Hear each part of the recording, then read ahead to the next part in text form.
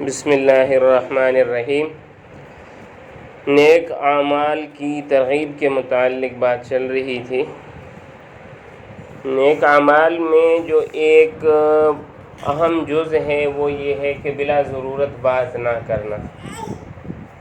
خیر کی بات ہو تو بات کی جائے، ورنہ خاموش رہے کہ ہمیں اپنے ایک ایک لفظ کا اللہ کے ہاں جواب دہ ہونا ہے۔ چنانچہ آپ صلی اللہ علیہ وسلم نے فرمایا کہ جو شخص چپ رہتا ہے وہ بہت سی آفتوں سے بچا رہتا ہے، بہت سی مصیبتیں اس پر نہیں آتی۔ دنیاوی طور پر بھی آدمی جب کم بولے گا تو کئی چیزوں سے محفوظ رہے گا۔ بہت سارے لوگ ہیں کہ اپنی زبان کی وجہ سے لوگوں کے زیر عتاب آئے، لوگوں کی ان پر نظریں رہیں، لوگوں نے ان کی زبان کی وجہ سے ان کو عزت دار یا بے عزت سمجھا۔ اسی طرح آپ صلی اللہ علیہ وسلم نے فرمایا کہ اللہ کی یاد کے علاوہ زیادہ باتیں مت کرو، کیونکہ اللہ کے ذکر کے سوا جو باتیں کرنا ہے وہ دل کو سخت کر دیتا ہے۔ لوگوں میں سب سے زیادہ اللہ سے دور وہ شخص ہے اور جس کا دل سخت ہو۔ اب بتایا کہ جس کا دل سخت ہوگا وہ اللہ سے دور ہے، اور دل سخت کس وجہ سے ہوتا ہے؟ کہا فضول میں باتیں کرنے سے، کوئی کام ہے نہیں بس اس طرح باتیں کرتے رہنا، تو اس سے دل سخت ہو جاتا ہے۔ جب دل سخت ہو جائے گا تو کیا ہوگا؟ آدمی اللہ سے دور ہو جائے گا۔ اس کے علاوہ کیا ہے؟ اب بہت سارے لوگ کہتے ہیں فلاں نے جو بات کی تو ہم بات نہ کریں، فلاں کی بات کا جواب نہ دیں۔ تو اللہ عاجزی کا حکم دیتا ہے، تواضع کا حکم دیتا ہے، انکساری کا حکم دیتا ہے۔ چنانچہ فرمایا ہے آپ صلی اللہ علیہ وسلم نے، جو شخص اللہ کے واسطے جھکتا ہے، اللہ کے واسطے تواضع اختیار کرتا ہے، اللہ کے لیے، خوف کے لیے نہیں، اللہ کے لیے تواضع اختیار کرتا ہے، اللہ اس کی عزت کو بڑھا دیتا ہے۔ اور جو شخص تکبر کرتا ہے، خود کو بڑا سمجھتا ہے، تو اللہ اس کو ذلیل کرتے ہیں۔ اور جب بھی بات کی جائے تو سچ بولا جائے۔ لازمی نہیں ہے کہ ہمیں ایک چیز کا علم نہیں ہم بولیں ہمیں اس چیز کا علم ہے۔ جس چیز کا علم ہے اس کے متعلق بات کی جائے۔ اندازوں اور قیاس آرائیوں سے بچنا چاہیے، جھوٹ بولنے سے بچنا چاہیے۔ آپ صلی اللہ علیہ وسلم نے فرمایا ہے کہ تم لوگ سچ بولنے کے پابند رہو، کیونکہ سچ بولنا نیکی کی راہ دکھاتا ہے، اور سچ اور نیکی دونوں جنت میں لے جاتے ہیں۔ اور جھوٹ بولنے سے بچا کرو، کیونکہ جھوٹ بولنا بدی کی راہ دکھاتا ہے، اور جھوٹ اور بدی دونوں دوزخ میں لے جاتے ہیں۔ یعنی ایک سچ ہم بولیں گے، سچا بولتے بولتے بولتے بولتے بولتے عند اللہ ہم سچے شمار ہوں گے، اور جھوٹ بولتے بولتے عند اللہ ہم جھوٹوں میں شمار ہو جائیں گے۔ اس کے ساتھ ساتھ اپنے انفرادی اعمال کے ساتھ ساتھ اجتماعی اعمال، جیسے ہم لوگ رہ رہے ہیں کہیں پر، تو کوئی ایسی چیز ہے مثلاً کیلے کا چھلکا پڑا ہوا ہے، کوئی کچرا پڑا ہوا ہے، اس کو اٹھا کر ہٹا دینا، فرمایا اس پر ثواب ہے، اس پر نیکی ہے، یہ ایمان کے جز میں سے ایک ہے۔ آپ صلی اللہ علیہ وسلم نے فرما دیا کہ ایک شخص جا رہا تھا، راستے میں اس کو کانٹے دار ٹہنی پڑی ہوئی ملی، اس نے اس کو راستے سے ہٹا دیا، اللہ تعالیٰ نے اس عمل کی بڑی قدر کی اور اس کو بخش دیا۔ کتنی بڑی بات ہے! تو اس سے معلوم کیا ہوتا ہے کہ راستے میں تکلیف دہ چیزیں ڈالنا بھی ٹھیک نہیں ہے، اور اگر پڑی ہوئی ہیں تو ان کو اٹھانا ثواب کا باعث ہے۔ وعدہ اور امانت کی پاسداری۔ آپ صلی اللہ علیہ وسلم نے فرمایا جس میں امانت نہیں ہے نا، تو اس میں ایمان نہیں، اور جس کو وعدے کا خیال نہیں وہ اس میں دین نہیں۔ مقصد یہ ہے کہ اولاً تو ہم امانت نہ لیں چیزوں کو۔ امانت صرف پیسے نہیں ہوتے۔ ایک آدمی آپ سے کوئی بات کہتا ہے راز کی، یہ بھی امانت ہے۔ ہمارے عموماً کیا ہوتا ہے، جس بات کو شہر میں پھیلانا ہو، اپنے گھر میں بتا دو کہ یہ بات ہے، کسی کو نہیں بتانی، کل آپ کو دکان پر پتہ چل جائے گا انشاءاللہ۔ لا ایمان لمن لا امانت لہ۔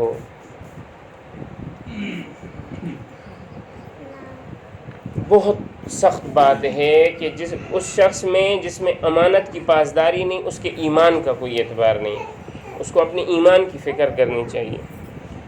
تو جو شخص بے ایمان ہے، امانت دار نہیں ہے، تو اس کا ایمان ناقص، اور جو وعدے کا، دیکھیں ان دونوں کو ساتھ کا ہے۔ یہ وعدہ ہے ایک قسم کا، آدمی آپ کو بتاتا ہے کسی کو نہ بتائیں، اور آپ کہتے ہیں نا ٹھیک ہے، آپ گویا اس سے وعدہ کر رہے ہیں، اس کے لیے وعدے کے الفاظ لازم نہیں ہیں۔ تو ایسے آدمیوں کا نہ دین کامل نہ ایمان کامل۔ اور ایک چیز جو ہم میں کوٹ کوٹ کر بھری ہوئی وہ کیا ہے؟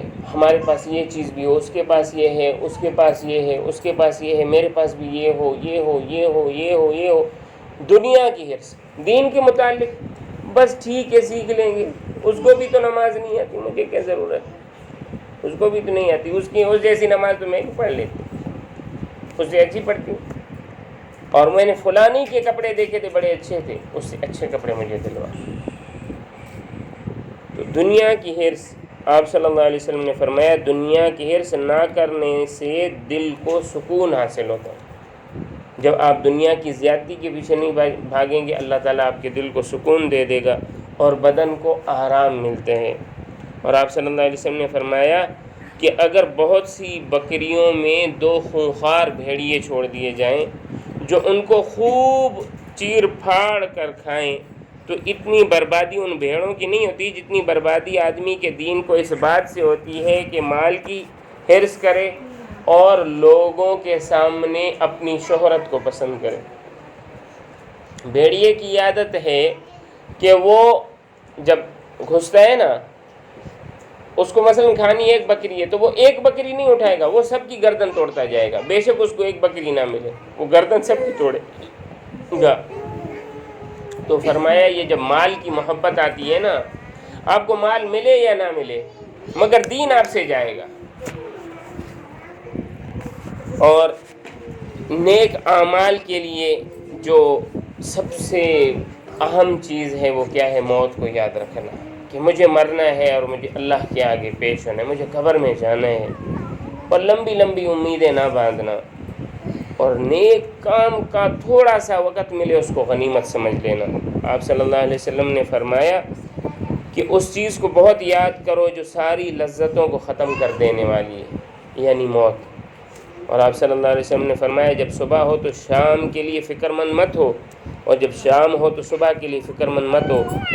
بیماری آنے سے پہلے تندرستی سے کچھ فائدہ لے لو، اور مرنے سے پہلے اپنی زندگی سے کچھ پھل حاصل کر لو۔ مقصد یہ ہے کہ تندرستی اور زندگی کو غنیمت سمجھو، نیک کام میں اس کو لگائے رکھو، ورنہ بیماری اور موت کے وقت پھر کچھ خبر نہیں ہے کہ کیا ہوگا۔ اور فرمایا کہ جو نیک عمل کرتا رہتا ہے آدمی اپنی صحت میں، اور پھر بیمار ہو جائے تو اللہ تعالیٰ اس کو اس کے اعمال کا بدلہ دیتے رہتے ہیں۔ مصیبت میں صبر کرنا بھی ایک اہم چیز ہے۔ صبر کا کیا معنی ہے؟ صبر کے 3 معنی ہیں۔ پہلا، صبر کا لفظی معنی ہے مستقل مزاج رہنا۔ اگر آپ عبادت کر رہے ہیں، اتنی عبادت کریں کہ آپ اس کو ساری زندگی چلا سکیں، یہ بہت اہم اصول ہے۔ آپ کسی کو عزت دے رہے ہیں، اتنی دیں مستقل دے سکیں۔ ہمارے یہاں کیا ہوتا ہے، پہلے دن بہت اس کی اتنی عزت دی جاتی ہے، اگلے دن اس کو اٹھا کے پھینکا جاتا ہے۔ یہ نہ کیا جائے۔ مستقل مزاجی، پہلے دن جتنی عزت اس کو دیتے ہیں، اگلے دن آخری دن یہ سوچیں کہ مرتے دم تک اس کو یہ عزت دینی ہے۔ اس کو کہا جاتا ہے صبر علی الطاعہ، فرما برداری پر مستقل مزاج رہنا۔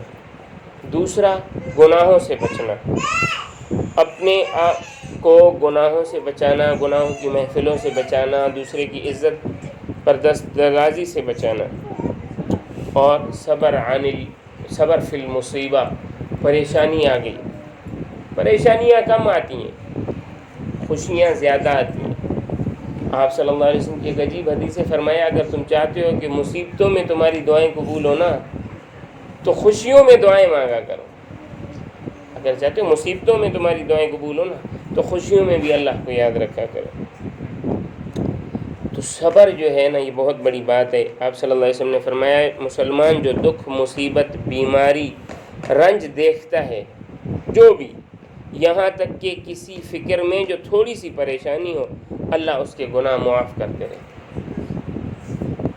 کوئی بیمار ہو اس کی عیادت کرنا، آپ صلی اللہ علیہ وسلم نے فرمایا ایک مسلمان دوسرے مسلمان کی بیمار پرسی صبح کے وقت کرے تو شام کے وقت تک 70,000 فرشتے اس کے لیے دعا کرتے رہتے ہیں۔ آپ کہیں مولوی صاحب ہمارے لیے دعا کرنا، مولوی صاحب گناہ گار ہے کیسا بھی ہے، 70,000 مولوی صاحب کہیں آپ جاؤ اس کے پاس، ہم بیٹھ کر آپ کے لیے مسجد میں دعا کرتے ہیں، کتنی بڑی بات ہے۔ اور اللہ کہتا ہے، اللہ کے رسول کہتے ہیں کہ فرشتے تمہارے لیے دعا کریں گے، اور اگر شام کو کرے تو 70,000 فرشتے صبح تک دعا کریں گے۔ اس کے علاوہ ہمارے ہاں ایک بہت کمی ہے کہ ہم، کیونکہ باب کا آخر ہے تو میں ایسی چیز سے اس کا اختتام کروں گا کہ جو زندگی کا اختتام ہے نا، ہم لوگوں کی زندگی کا اختتام کہاں ہوتا ہے؟ موت پر۔